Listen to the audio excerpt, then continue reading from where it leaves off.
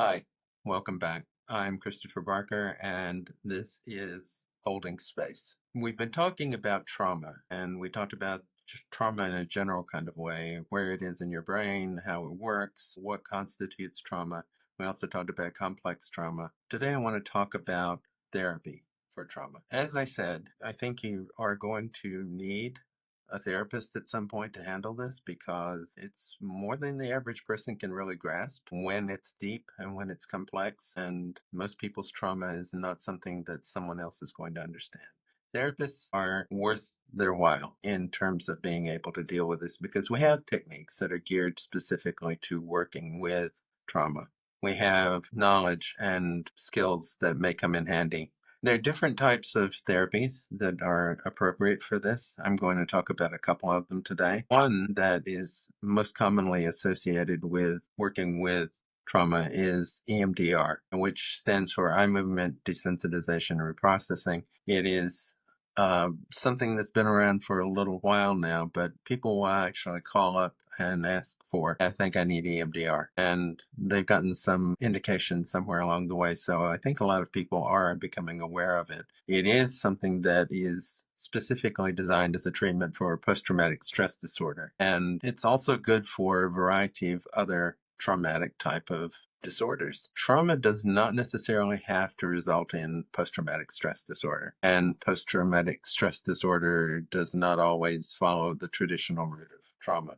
Post-traumatic stress disorder is specifically a disorder that is designed to represent how one responds to a specific trauma. Usually it's an acute trauma. It can also be a chronic trauma. We talked about the differences between those in the first episode. But post-traumatic stress disorder is an isolated response that is frequently characterized by flashbacks, nightmares, re-experiencing of traumatic events. And you've all heard stories of veterans of combat who will dive under the bed when they hear fireworks on 4th of July. And it's a true thing. And it's not just that they're re-experiencing something. It's not that it's a memory. They are once again in combat. They really feel that they are there. And the experience is exactly the same. The response is exactly the same.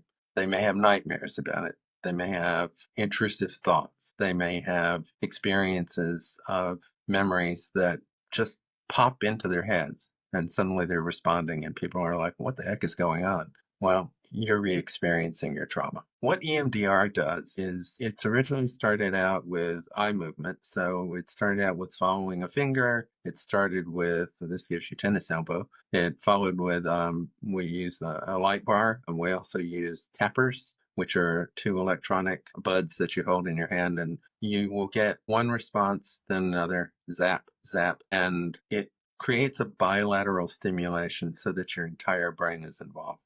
I mentioned this a little bit in the first episode. You have a memory of a trauma that's isolated in your brain and it's encapsulated. It is there. It is fully formed. It's something that pops back.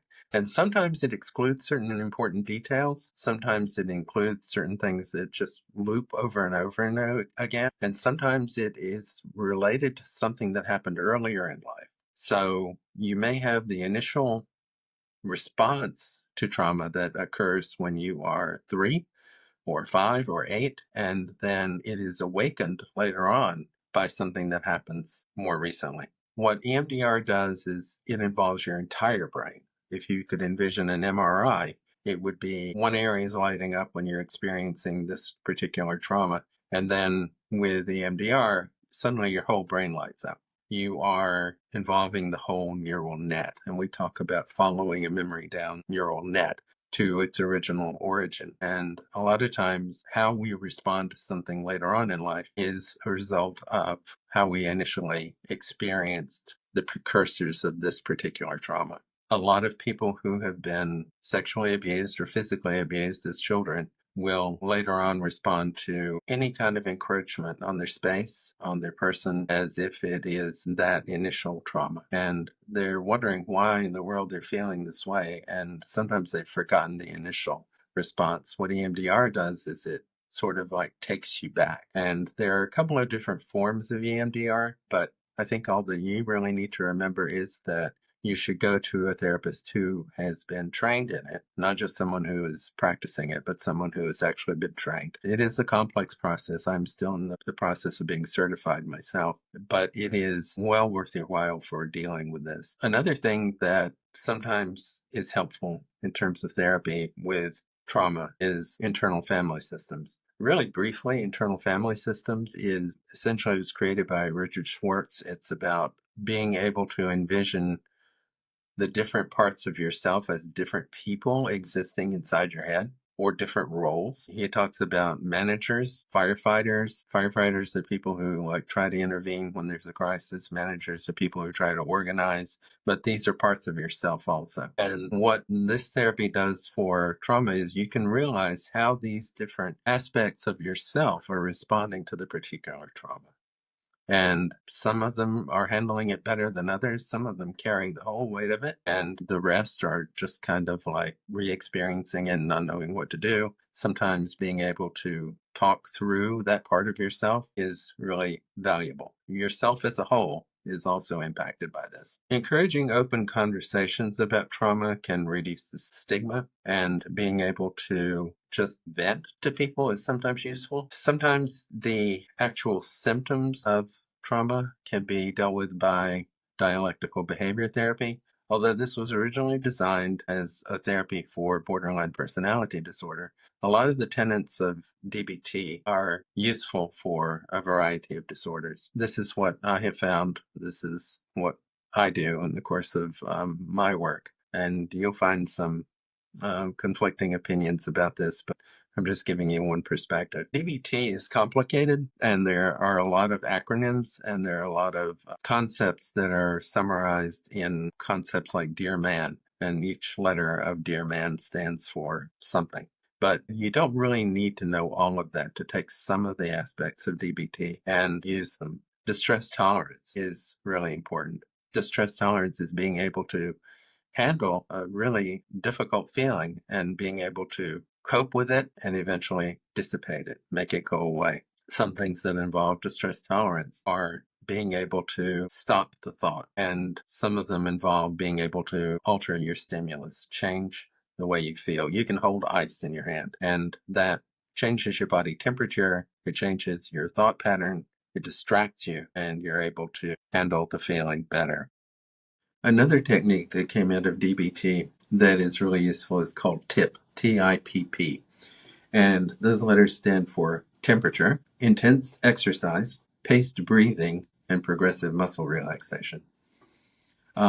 Temperature is changing the temperature of either the room or your body. You can decrease the temperature by taking off any heavy clothing, holding ice, I mentioned before, turning on an air conditioner, cooling yourself off, because when you're upset, your body temperature tends to rise. So by cooling yourself off, you're taking one of the aspects that you're feeling as distress and you're reducing it. Intense exercise, you know that when you are traumatized by something, when you're feeling something really intensely, your heart rate goes up, your adrenaline production goes up, and intense exercise will help you dissipate that built up energy that results of the overwhelming emotions in the adrenaline.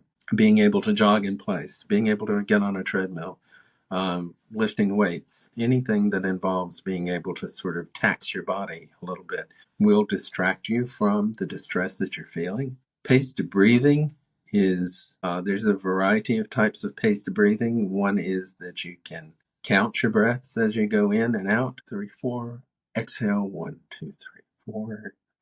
One method of breathing that will reset your autonomic nervous system. No, I'm sorry, your parasympathetic nervous system. Let's not get that mixed up. Is to take a short inhale of maybe the count of 3 or 4 and then blow out to the count of 7 or 8 until your lungs are completely empty. You want to be able to really breathe through the nose. They call it smell the flowers, blow out the candles. So you're taking a short inhale and a long exhale. Do that about 3 times. I wouldn't want to do it more than that because you'll start to get dizzy. And that also can be terrifying. but that is one form of paced breathing. There's also box breathing. There's also just counting your breaths, and we can cover those techniques in another time when we do talk about DBT a little more. Progressive muscle relaxation is one that is frequently used by people who practice yoga, meditation. It's been used in psychotherapy for years. Essentially, it helps if you can have somebody else guiding you, but you can do this for yourself. Close your eyes and start with the muscles of your feet. And be able to, the easiest way to do this is to clench and relax. So if you clench your toes, curl them up, hold it for a second until they start to feel kind of hot. Then you let it go, and then you'll notice it feels cooler right away. So now we're doing temperature regulation and progressive muscle relaxation. Press your feet against the floor. That engages the muscles of your calves. Press, hold it, tense your calves like you're going to spring out of the chair, then let it go. And do this with all the muscle groups of your body moving all the way up. Sometimes it helps to visualize like the spreading of a pink light as it goes through your whole body till you get to the top of your head. Even try to clench your hair. Believe it or not, you can also sort of like feel that. And by the time you've gotten all the way to the top and let that go, I wouldn't hold it more than 5 or 10 seconds and then let it out. Your body is much more relaxed. And with that relaxation, the distress has gone down. So that is TIP, which is one of the aspects of reducing tension and dealing with trauma. Cognitive behavior therapy also has some techniques that are useful, and we can cover those a little more when we go into cognitive behavior therapy, but dealing with irrational thoughts like crystal ball thinking, it's always going to be this way. Well, how do you know? Cognitive behavioral therapy works on the idea that thoughts, feelings, and behaviors exist in sort of a triangle. One influences the other. So if you change your thoughts, you change your behavior, which changes your feelings. Change your feelings, it can change your thoughts, and it can change your behaviors. So if you are working with something like TIP, for instance, you are changing some aspect of your body, which changes your thoughts and your behaviors. There's certain concepts of CBT that we can get into another time that are a lot more detailed than that, but all of these and a lot more can be used with trauma. What we want to do is give you some introduction to some ideas, because although this should not be taken as a substitute for therapy, I'm giving you some information about some things that you can actually use when you're in the presence of a skilled therapist. You do not want to use this as therapy. I really cannot emphasize that strongly enough. This is not therapy.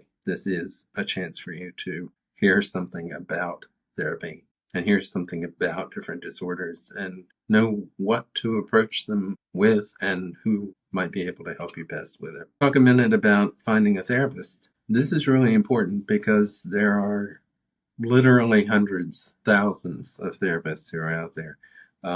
You really have to work with somebody who's in your state, unless they're part of an organization who is working with multiple states. They have to be licensed in your state. There are some platforms that work with telemedicine, which for people who are having difficulty leaving the house, that is really important. You can use video. Some platforms use text therapy, which I don't know. In my personal opinion, and this is just my personal opinion, I don't think you get very much from that, because seeing words typed down on a screen just doesn't give you the full impact that being in a room with a person does. It doesn't even give you as much impact as this sort of interaction does. So being able to have a back and forth and experience the person's energy level and experience the person's facial expressions, I think it's really necessary. There's also phone therapy, which again, you have the voice, but there's really no substitute for being able to have that sort of connection. Again, this is my opinion. You will want to peruse various platforms. Psychology Today is one that I use, and you'll find me on Psychology Today as well as a lot of other people. But there, you can also contact your state mental health association. You can contact your insurance company if you have insurance, and see who they recommend. After that, it begins much the same process as dating. You interview people, you go for a first session with a therapist, and if you can find a connection, that's fabulous. Uh, Sometimes it takes 2 or 3 sessions before you can realize whether this is working or not. And if it's working for you and if it's working for them, that's terrific. That's what you want. Measures of therapeutic change. Uh, Feeling better, of course, is important, but engagement is really critical.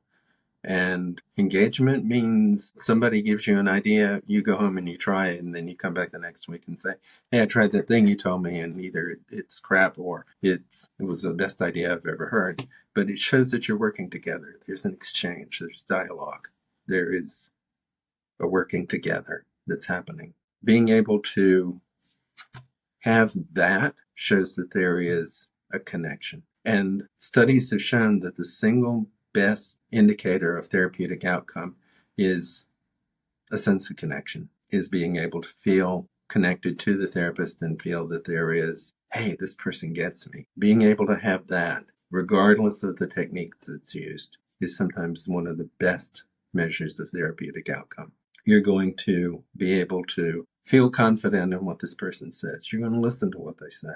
You're going to feel comfortable saying things. And when it comes to things like trauma that may be difficult to articulate or that may sound strange when you even say it to yourself, to know that this person's going to be able to receive it is really, really helpful. So, in short, when we talk about therapy, there are any number of techniques. I've given you some overviews of a couple and a couple of tips about things that you can use. You must, however, when you're approaching therapy, do it with an open mind and with a sense of, I want to become engaged with this person. I want to see if this is a person that I can relate to. You will know right away, and no therapist worth their salt is going to mind if you say, hey, this just isn't working. You may even have a therapist who will tell you, hey, this isn't working for me. I don't think I'm the best person to help you. And that's fine. I would much rather hear that than to feel like I'm wasting my time and to, spend 6 weeks or 8 weeks on getting to know this person and feeling like, you know what? No, it's just not working. So being able to be engaged means it's a cooperative working process also. Now that we have therapy down, we can start to go on and process some of the questions or comments that you may have.